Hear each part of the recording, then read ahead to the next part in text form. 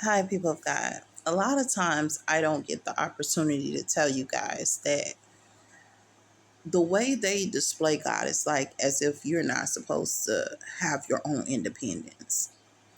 God did not make you independent so that you can constantly rely on Him. That is not the God I serve.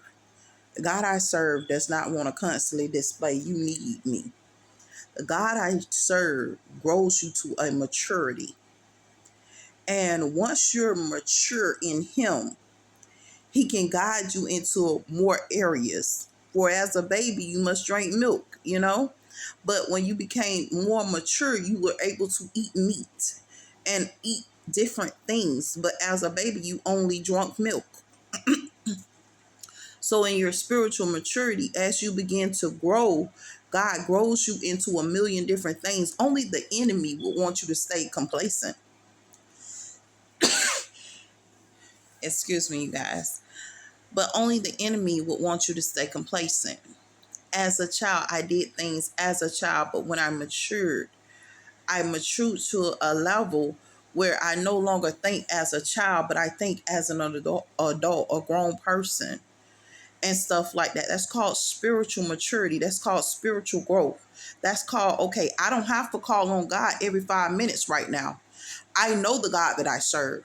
I can praise my God in silence. I can call on my God in silence. I can remember what my God has taught me, and I can go back to it. And then now I'm spiritually mature where I don't have to say Jesus, Jesus, Jesus every 5 minutes, but I can actually know that Jesus is already working. I'm working. All I got to do is just continue to work in the ways that He taught me to work, in the ways of the commandments.